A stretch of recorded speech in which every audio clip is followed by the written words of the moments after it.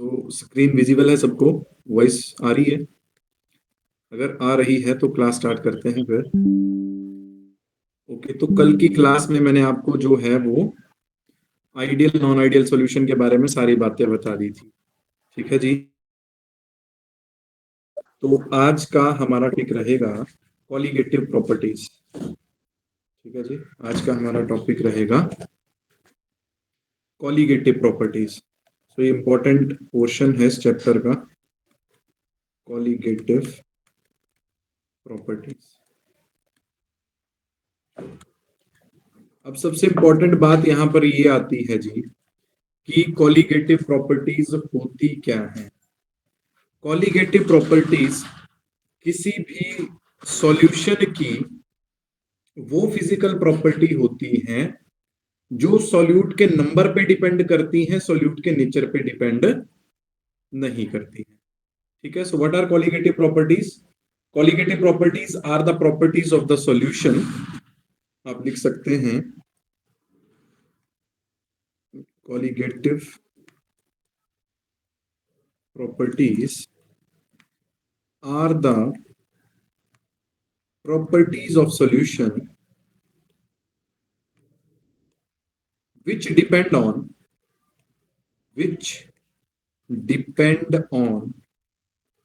number of solute particles,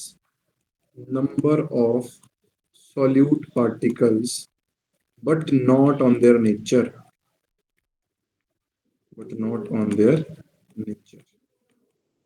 इतनी बात सबको क्लियर हो गई है जी? तो हम यहां से एक बात ये याद रखेंगे कि जो कॉलिगेटिव प्रॉपर्टीज होती हैं, it is directly proportional to number of solute particles. यही देखा ना हमने डेफिनेशन में,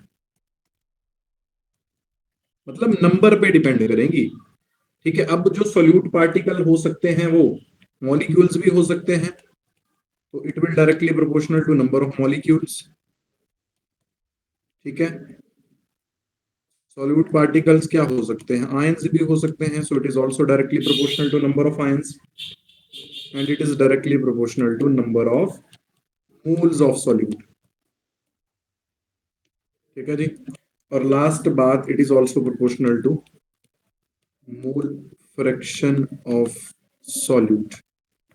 तो ये बहुत बेसिक डेफिनेशन मैंने आपको कॉलिगेटिव प्रॉपर्टी की बताई। एक बार इसको फिर से आपको समझा देता हूं थोड़ा सा कि कॉलिगेटिव प्रॉपर्टीज किसी भी सॉल्यूशन की वो फिजिकल प्रॉपर्टीज होती हैं जो सॉल्यूट के नंबर पे डिपेंड करती हैं, नंबर ऑफ सॉल्यूट पार्टिकल्स पे डिपेंड करती हैं, सॉल्यूट पार्टिकल्स के नेचर पे डिपेंड नहीं करती। ठीक है जी, तो ऐसी प्रॉपर्टीज को मैं कॉलिगेटिव प्रॉपर्टीज बोलता हूं। ठीक है जी, अब इन कॉलिगेटिव प्रॉपर्टीज का रोल क्या है ना? इन कॉलिगेटिव प्रॉपर्टीज का रोल क्या है? With the help of these colligative properties मैं क्या कर सकता हूं? Molar mass of non volatile solute निकाल सकता हूं। Molar mass of non volatile solute. तो कॉलिगेटिव प्रॉपर्टीज की हेल्प से मैं नॉन वोलेटाइल सॉल्यूट का क्या निकाल सकता हूं? मोलर मास निकाल सकता हूं किसी भी सॉल्यूशन में। ठीक है जी बात। अब ये कॉलिगेटिव प्रॉपर्टी कितने तरह की होती है? 4 तरह की होती है। ठीक है जी, जो फर्स्ट कॉलिगेटिव प्रॉपर्टी है अपने पास वो है RLVP। What is RLVP? Relative lowering of vapour pressure. Relative lowering of vapour pressure. अब कई बार ना क्वेश्चन यहां से पता कैसे फ्रेम हो जाता है, which one of the following is not a colligative property. तो देखो, वेपर प्रेशर कॉलिगेटिव प्रॉपर्टी नहीं है, लोअरिंग ऑफ वेपर प्रेशर भी कॉलिगेटिव प्रॉपर्टी नहीं है, but relative lowering of vapour pressure is a colligative property. ठीक है जी, तो ये फर्स्ट कॉलिगेटिव प्रॉपर्टी है हमारे पास, relative lowering of vapour pressure. अब इसमें क्या होता है वो आपको थोड़ा सा एक्सप्लेन करता हूं। जो फर्स्ट कॉलिगेटिव प्रॉपर्टी है that is relative lowering of vapour pressure, वो क्या बोलती है? The vapour pressure of solution, the vapour pressure of solution containing the vapor pressure of a solution containing non volatile solute containing non-volatile solute is less than the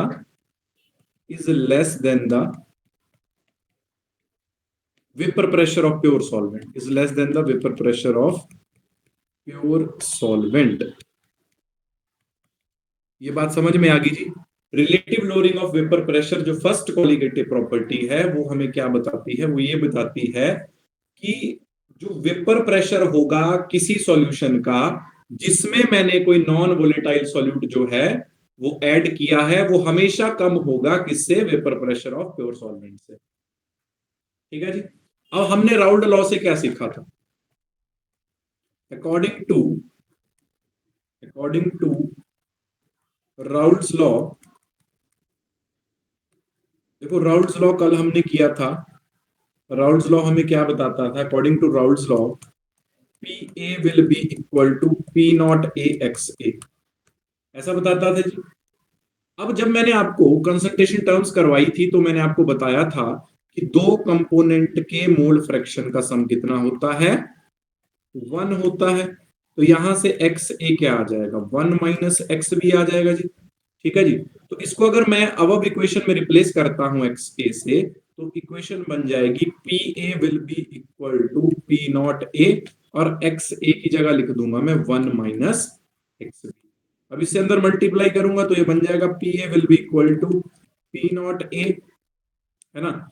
इसको भी अंदर multiply करूंगा तो ये बन जाएगा minus P not A X B, ऐसे बन जाएगा जी। अब इसको क्या करूंगा, इक्वल टू के परली तरफ को ले जाऊंगा तो ये परली तरफ जाके प्लस का बन जाएगा, तो P not A X B will be equal to P not A minus P A. अब मैंने आपको बताया कि कॉलिगेटिव प्रॉपर्टी से हम क्या निकालते हैं?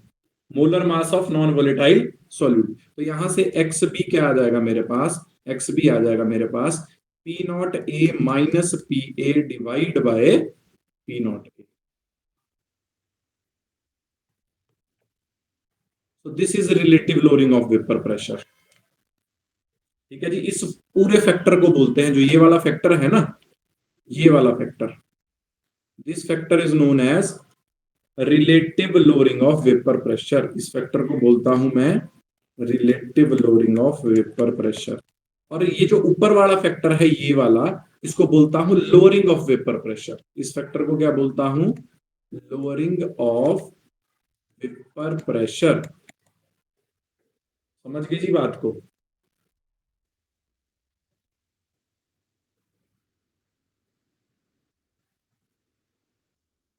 इतनी बात आपको क्लियर हो गई? Yes sir.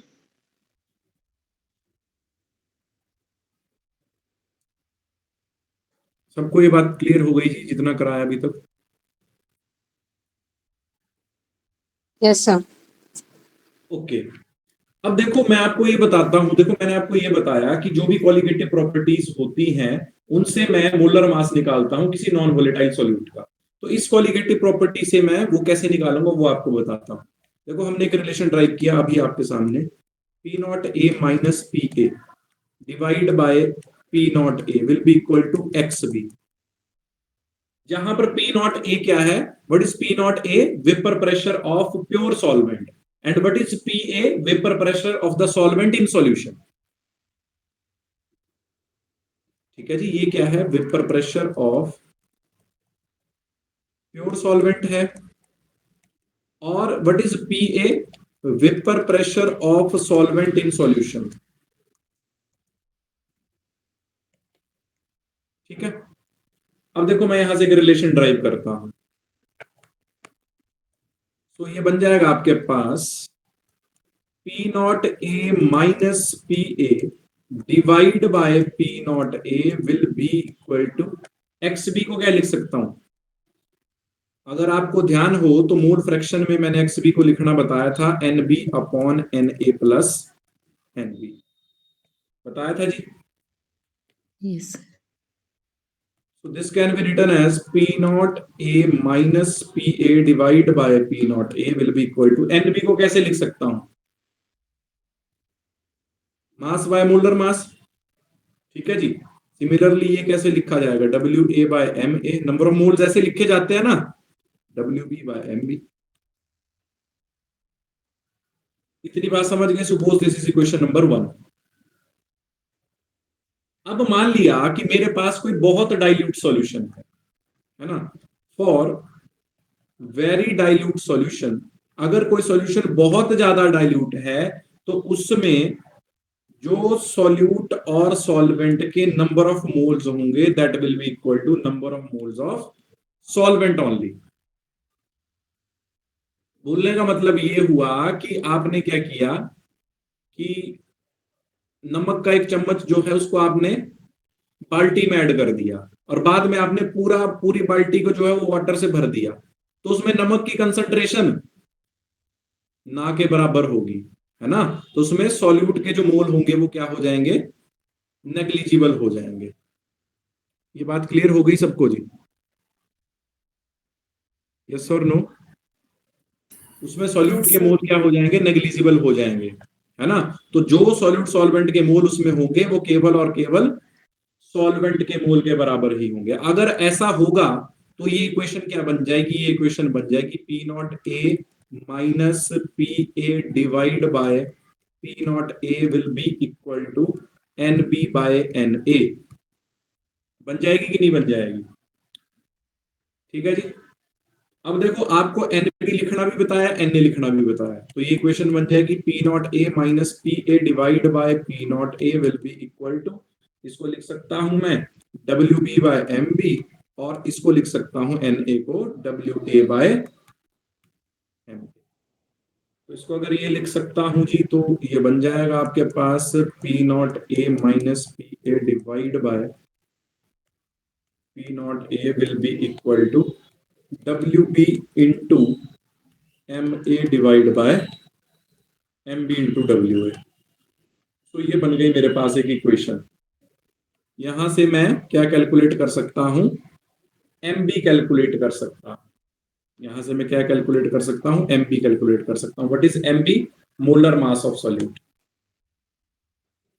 ये क्या है? मोलर मास ऑफ सॉल्यूट है। तो इसको मैं यहां से कैलकुलेट कर सकता हूं। तो ये हो गई आपकी फर्स्ट कॉलिगेटिव प्रॉपर्टी। क्या आपको ये समझ में आई?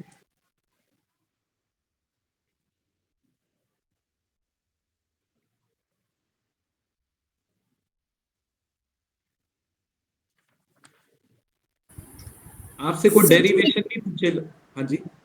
नहीं नहीं सर, तो मैम में थोड़ी कंफ्यूजन है, अदरवाइज सर समझ तो आ रही है, बट ये नहीं पता चल रहा कि इसमें क्या पूछेंगे, क्या इनमें से पूछेंगे कुछ या सिर्फ फॉर्मूला। देखो मैम, आपको ना अभी तो जस्ट आप फिलहाल फॉर्मूला समझो, क्वेश्चन की बारी जब आएगी तो मैं आपको एक क्वेश्चन बता दूंगा। पहले मैं 4 कॉलिगेटिव प्रॉपर्टीज करवा लूंगा पूरी, फिर उनसे रिलेटेड जो भी क्वेश्चंस हैं वो सारे डिस्कस करूंगा। Okay sir. देखो मैंने आपको मैं फिर से एक सिनेरियो बता देता हूं आपको। सबसे पहले हमने कॉलिगेटिव प्रॉपर्टी को स्टार्ट किया। तो कॉलिगेटिव प्रॉपर्टी में मैंने आपको सबसे पहले ये बताया कि कॉलिगेटिव प्रॉपर्टी किसी भी सॉल्यूशन की वो प्रॉपर्टीज होती हैं जो सॉल्यूट के नंबर पे डिपेंड करती है, सॉल्यूट के नेचर पे डिपेंड नहीं करती। ठीक है। अब कॉलिगेटिव प्रॉपर्टी का रोल क्या है? With the help of colligative property मैं किसी नॉन वोलेटाइल सॉल्यूट का मोलर मास कैलकुलेट कर सकता हूं। मैंने क्लियरली यहां पे लिखा हुआ है, अगर आप देखो। ठीक है जी। तो पहली कॉलिगेटिव प्रॉपर्टी बताइए आपको, relative lowering of vapour pressure. अब इस कॉलिगेटिव प्रॉपर्टी से मैं मोलर मास ऑफ सॉल्यूट कैसे कैलकुलेट करूंगा, तो उसके लिए मैंने ये फॉर्मूला ड्राइव किया, ये जो किया। देखो ये तो आ गया ना सारा, relative lowering of vapour pressure, और ये फॉर्मूला बना बेसिकली। अब अगर मेरे को इसकी वैल्यू दी गई हो और इन सब की वैल्यू दी गई हो तो मैं एम बी फाइंड आउट नहीं कर सकता हूं यहां से? बिल्कुल कर सकता हूं।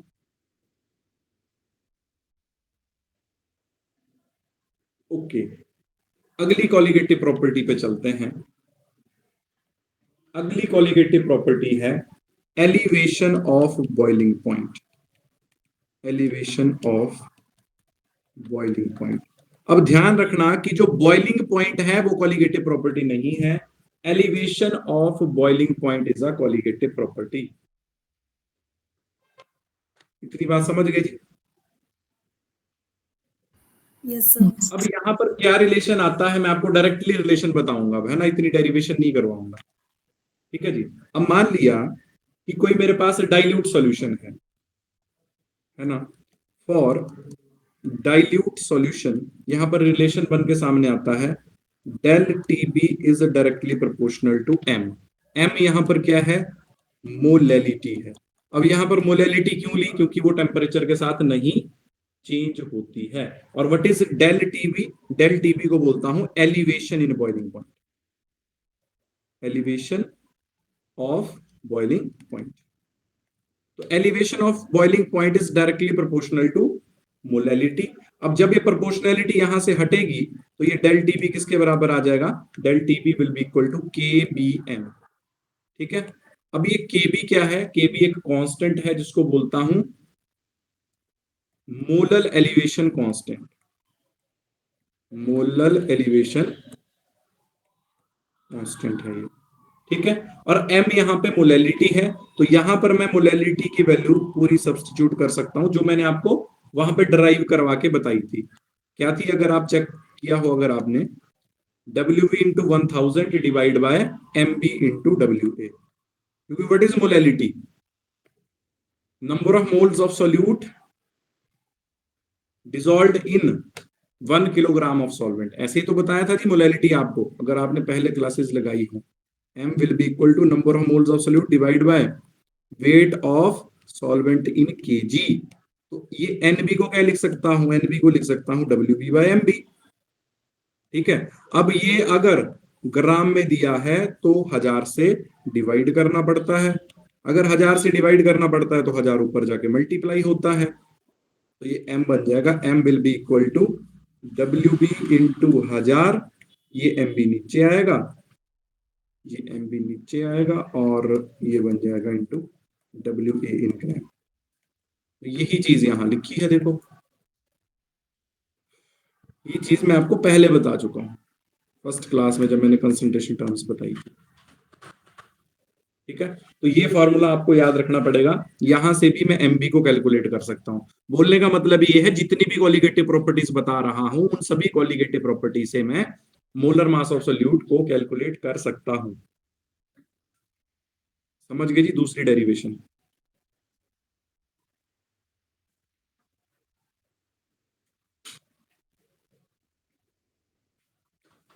थर्ड कॉलिगेटिव प्रॉपर्टी है depression of freezing point, depression of freezing point. अब इस कॉलिगेटिव प्रॉपर्टी में होगा क्या, देखो यहां पर भी सेम है, depression of freezing point is directly proportional to molality, है ना।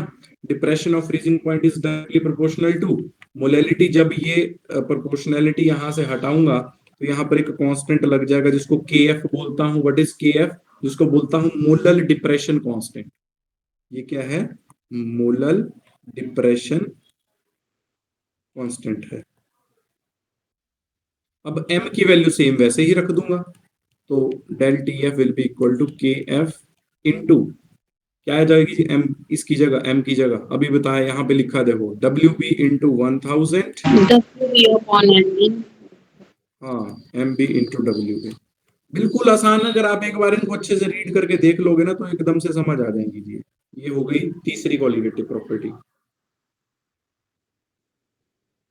ठीक है जी, अब जो लास्ट कॉलिगेटिव प्रॉपर्टी बचती है इसमें, that is osmotic pressure. Osmotic pressure, तो ऑस्मोटिक प्रेशर क्या होता है, ऑस्मोटिक प्रेशर एक कॉलिगेटिव प्रॉपर्टी है और वो डायरेक्टली प्रोपोर्शनल, देखो ऑस्मोटिक प्रेशर को सबसे इंपॉर्टेंट बात पाई से रिप्रेजेंट करता हूं। ठीक है, तो जो ऑस्मोटिक प्रेशर है it is directly proportional to the molar concentration at a given temperature, है ना, molar concentration at a given temperature. ठीक है, तो जब ये प्रोपोर्शनैलिटी हटाऊंगा यहां से तो ये बन जाएगा pi will be equal to CRT। R यहाँ पर गैस कांस्टेंट, तो ये रिलेशन आता है पाई इक्वल टू CRT। तो ये है colligative properties.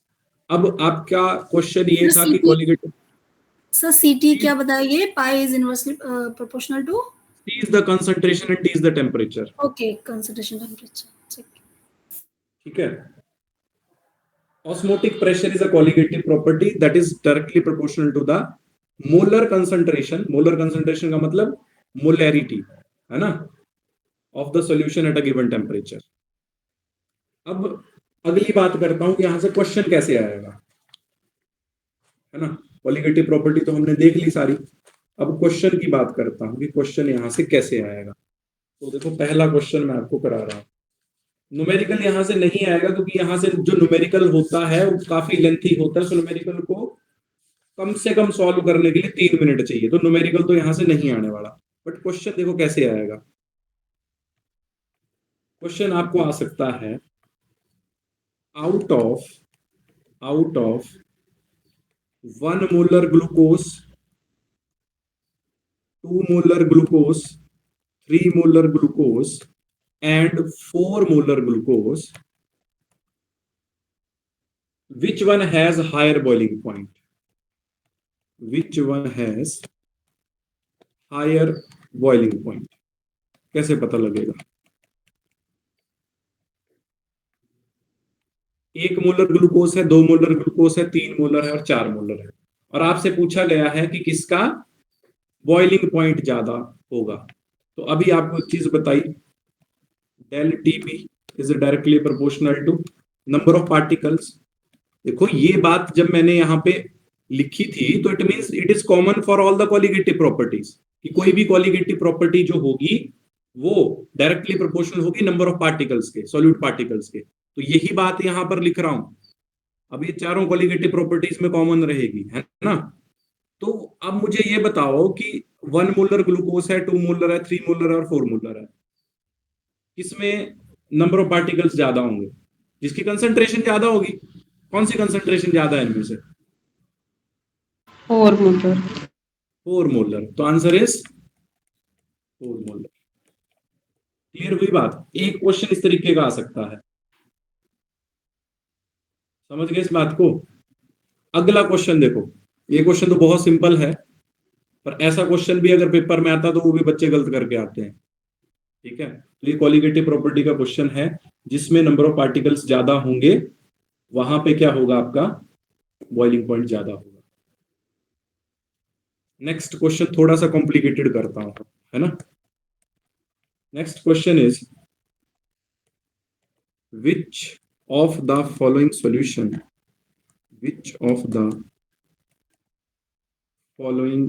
solution has higher freezing point? First option is 0.05 molar. ऐसा क्वेश्चन पहले पेपरों में मैंने देखा है कमीशन में, ठीक है। तो ऐसा क्वेश्चन डेफिनेटली आ सकता है, बहुत आसान क्वेश्चन है और ये भी।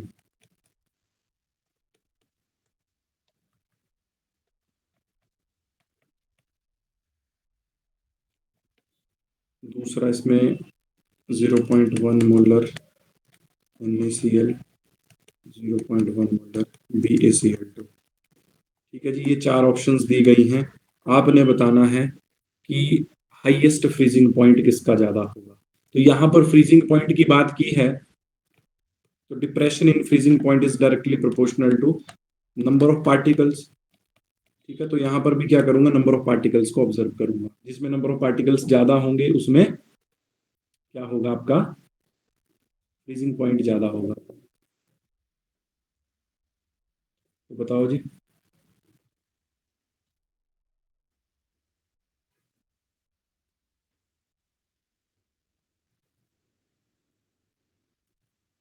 देखो आपको आता है तो ठीक है, यस बोलो, नहीं आता तो नो बोलो, क्योंकि टाइम वेस्ट नहीं हम करेंगे। मैं एक्सप्लेनेशन देता हूँ जल्दी से, प्लीज जल्दी से आंसर दो। कर सकते हैं या नहीं, नहीं कर सकते हैं तो मैं तो बताऊंगा अभी एकदम से। नहीं बता sir. Okay okay, no issue. अब देखो जी, हमारे पास 4 चीजें दी गई हैं। अगर क्या होता, देखो, अगर कंसंट्रेशन सेम होती, मेरी बात को ध्यान से सुनना, इस बात से कोई मतलब, अगर थोड़ा इस क्वेश्चन को ट्विस्ट करूंगा तब भी आंसर मिल जाएगा। मैं ये बोल रहा हूं कि जैसे मान लिया आपको मैंने 4 ऑप्शंस दी हैं, अगर मैंने कंसंट्रेशन सेम दी होती हर केस में, तो जिसमें नंबर ऑफ आयंस ज्यादा होते वो आंसर हो जाता। ठीक है, जैसे मैं अल्टरनेटिवली एक और क्वेश्चन आपके लिए लिखता हूं।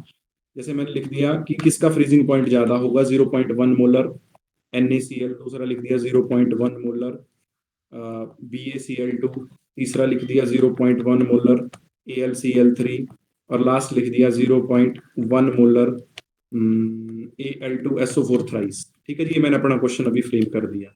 अब देखो यहां पर क्या है, यहां पर मैंने कंसंट्रेशन एक जैसी रखी है, दिखाई दे रहा है सबको? बिल्कुल दिखाई दे रहा है। सारों की कंसंट्रेशन एक जैसी है, तो अब मैं देखूंगा कि इसमें कितने आयंस होंगे। NaCl में कितने आयंस होंगे? Na पॉजिटिव और Cl negative. Similarly barium chloride कैसे टूटता है? Ba2 पॉजिटिव और 2Cl नेगेटिव। सिमिलरली ये Al3 positive plus 3Cl negative, और ये कैसे टूटेगा? ये टूटेगा 2Al3 positive plus 3SO4 2 negative.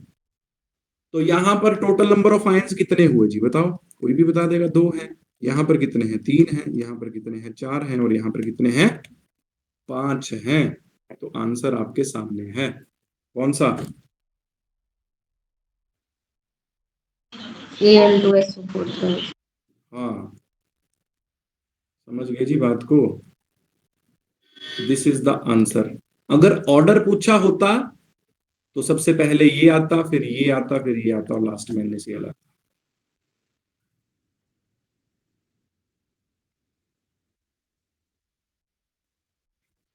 क्या आपको ये क्वेश्चन समझ में आया?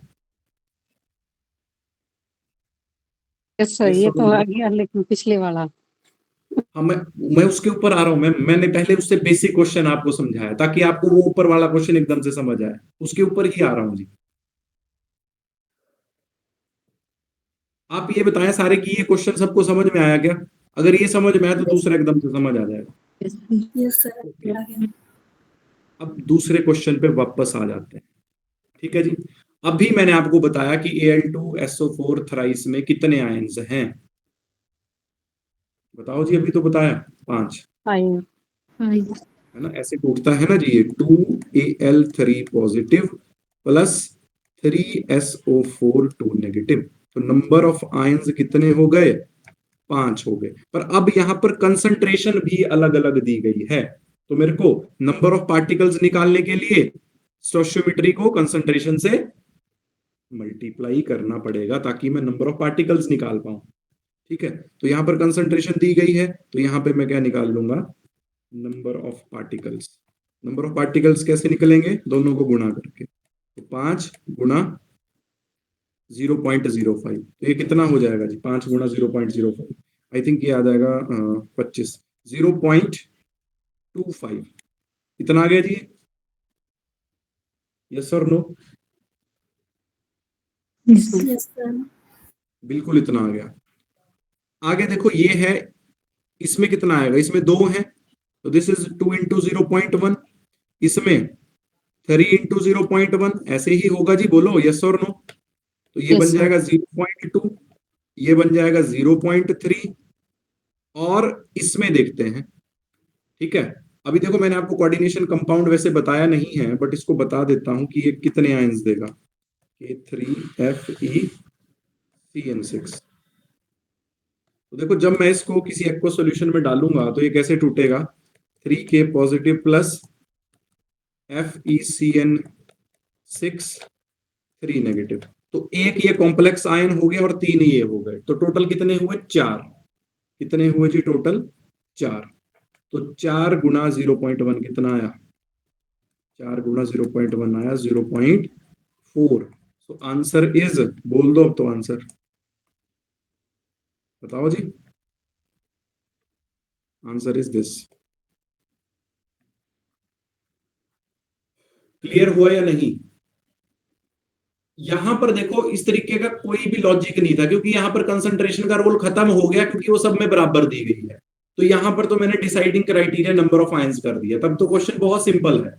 पर अगर मैं कंसंट्रेशन अलग अलग दे रहा हूं तो आपको इस तरीके से मल्टीप्लाई करके देखना पड़ेगा कि कौन सी वैल्यू बड़ी आ रही है और कौन सी छोटी आ रही है। अब देखो, आयंस का नंबर देखना हो तो आयंस का नंबर तो उसमें सबसे ज्यादा है, 5 है। पर फिर भी ऐसा आंसर में देखना हो तो सबसे लास्ट में आएगा ये। अब बात को समझ रहे हो? क्योंकि इसकी कंसंट्रेशन बहुत कम है, 0.5 नहीं है, 0.05 है। क्या आपको ये बात समझ में आ रही है या नहीं? Yes, sir. तो इस तरीके के क्वेश्चन यहां से आ सकते हैं जी। ठीक है जी, इस तरीके के क्वेश्चन आपको कॉलिगेटिव प्रॉपर्टी से देखने को मिल सकते हैं, 100% मिल सकते हैं। और तो आपको ये बात आई थिंक अब क्लियर हो गई होगी कि ऐसे क्वेश्चन को किस तरीके से अप्रोच किया जाता है। एक क्वेश्चन और करवा देता हूं, क्वेश्चन की कमी नहीं, आप क्वेश्चन करने वाले बनो। क्वेश्चन तो बहुत सारे हैं। देखो एक और क्वेश्चन लेते हैं आपको, आप उस क्वेश्चन का आंसर बताना। क्वेश्चन है compare freezing point of compounds. Compare freezing point of compounds. पहला है K2SO4, दूसरा है NaCl, तीसरा है यूरिया, चौथा है AlCl3। बहुत आसान है क्वेश्चन।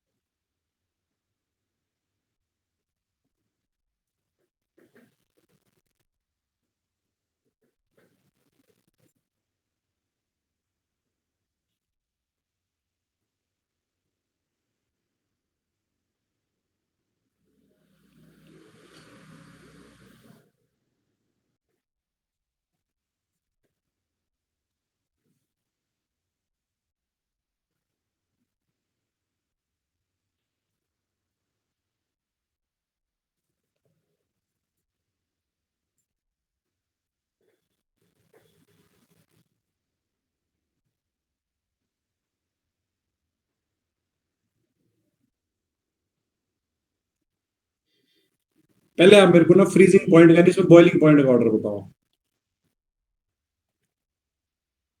बताओ जी, शाबाश।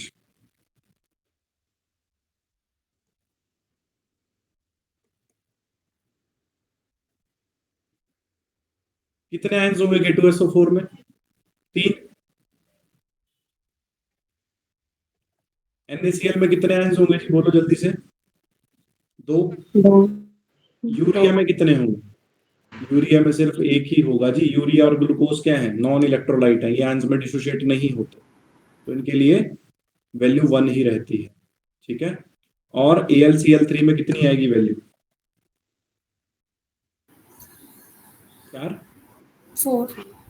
4 है। आंसर क्या आ जाएगा? आंसर आ जाएगा आपके पास डी, उसके बाद ए, उसके बाद बी, देन इस तरीके से आएगा।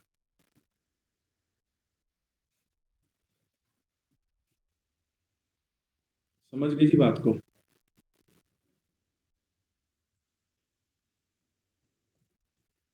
अब इसमें ना एक और टर्म आती है जिसको मैं वेंट हॉफ फैक्टर बोलता हूं, वहां से भी बड़े सारे कंसेप्ट बनते हैं, बड़े सारे क्वेश्चन बनते हैं, तो उसके बारे में मैं आपको थोड़ा सा बताता हूँ। क्योंकि देखो ना, जो मैंने आपको कॉलिगेटिव प्रॉपर्टी बताई ना, 4 तरीके की कॉलिगेटिव प्रॉपर्टी मैंने आपको बताई, और ये भी बताया कि कॉलिगेटिव प्रॉपर्टी से मैं क्या कैलकुलेट करता हूं। कॉलिगेटिव प्रॉपर्टी से मैं क्या कैलकुलेट करता हूं? Molar mass of non. Molar mass of, molar mass of solute करता हूं। अब मान लिया कि किसी सॉल्यूट में, मान लिया कि किसी सॉल्यूट में अगर डिसोसिएशन या एसोसिएशन हो रही है ना, तो जो मोलर मास मैं कैलकुलेट करूंगा वो कैसा हो जाएगा? एबनॉर्मल। ठीक है। तो वहां पर मेरे को एक फैक्टर इंट्रोड्यूस करना पड़ता है, करेक्शन फैक्टर, जिसको मैं बोलता हूं वेंट हॉफ फैक्टर। समझ गए जी बात को? अब ये कैसे निकलता है वो आपको बताता हूं। यहां पर भी बॉइलिंग पॉइंट ही करना है, मैंने अभी आपको बॉइलिंग पॉइंट वाले क्वेश्चन बताए हैं दोनों, ये है ना। इसमें फ्रीजिंग पॉइंट की जगह बॉइलिंग पॉइंट करना है यहाँ पर। तो ये डेल टी भी है।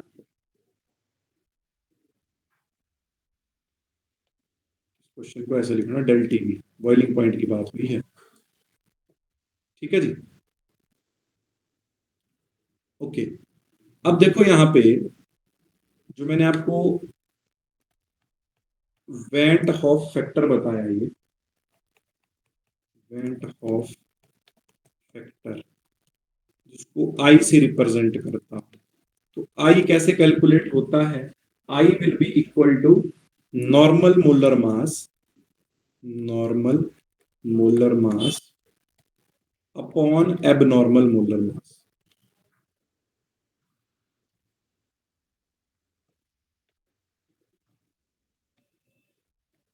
ठीक है जी। या इसको और कैसे कैलकुलेट कर लेते हैं, और इसको कैसे कैलकुलेट कर लेते हैं, और इसको कैलकुलेट करते हैं observed colligative property divide by normal colligative property. इतनी बात समझ गए जी? अब देखो यहां पर मेरे पास 3 केस बनते हैं। एक बनता है डिसोसिएशन का, एक बनता है एसोसिएशन का, और एक बनता है जिसमें ना कोई एसोसिएशन है ना कोई डिसोसिएशन है। ठीक है, तो नेक्स्ट इसमें बता रहा हूं आपको कि इसको कैलकुलेट किया कैसे किया जाता है। तो that next topic is calculation of i. ये इस चैप्टर का इंपॉर्टेंट टॉपिक है बहुत ज्यादा।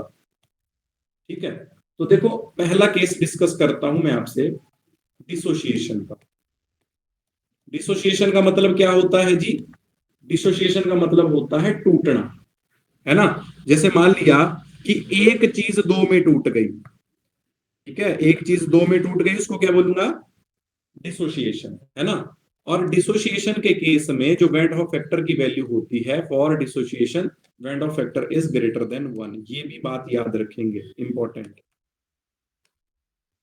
ठीक है, अब यहां पर अगर डिसोसिएशन की बात आ गई तो डिसोसिएशन हो गई तो मतलब एक मॉलिक्यूल दो में टूट गया, यहां पर एन वैल्यू आपके पास 2 आ गई, तो आई को यहां पे कैसे कैलकुलेट किया जाता है? फॉर्मूला आपको याद ही रखना पड़ेगा। I will be equal to 1 plus n minus 1 into X. This is the formula. ठीक है, n क्या है यहां पर? n is the number of ions produced per molecule,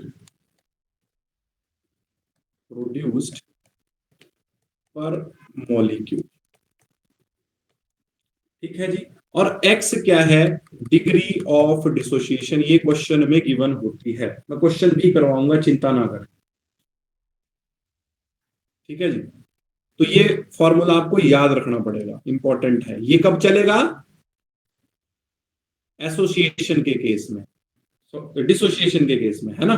dissociation का मतलब कि एक मॉलिक्यूल जो है वो दो में टूट गया। तो इन case of dissociation went of factor को इस तरीके से कैलकुलेट करूंगा। दूसरा केस कौन सा बनेगा जी? एसोसिएशन का। एसोसिएशन का मतलब जुड़ना। ठीक है जी, फॉर एसोसिएशन, एसोसिएशन का मतलब जुड़ना। ठीक है, जैसे मान लिया कि ये मैंने मॉलिक्यूल लिया, ये डाइमराइज हो गया, जुड़ गया, इसने डाइमर बना लिया। ठीक है, इस तरीके से इसने डाइमर बना लिया। तो यहां पर जो आई की वैल्यू होती है एसोसिएशन के लिए, इट इज लेस देन 1। ये भी इंपॉर्टेंट बात है। देखो जब हमने डिसोसिएशन की बात की वहां पर आई इज ग्रेटर देन 1, और for association I is less than 1। अब यहां पर वेंट ऑफ फैक्टर कैसे निकालता हूं? I will be equal to 1 plus 1 by n minus 1 into X. इस तरीके से आपके पास वेंट ऑफ फैक्टर निकलता है in case of association. n क्या है यहां पे? Number of associated to form one molecule, कि कितने मॉलिक्यूल एसोसिएट होकर एक मॉलिक्यूल बना रहे हैं। ठीक है, तो यहां पर कितने मॉलिक्यूल बना रहे हैं जी? 2 मॉलिक्यूल एक बना रहे हैं, तो यहां पर एन वैल्यू कितनी आ जाएगी? 2 आ जाएगी। और एक्स तो आपको बता दिया, एक्स क्या है यहां पर? Degree of association. यहां पर डिसोसिएशन था, यहां पर एसोसिएशन आ गया। ठीक है जी, तीसरा केस जो बचता है जिसमें ना कोई एसोसिएशन है ना कोई डिसोसिएशन है, तो वहां पर आई की वैल्यू 1 ली जाती है। I1 कब होगा? फॉर नाइदर एसोसिएशन और डिसोसिएशन।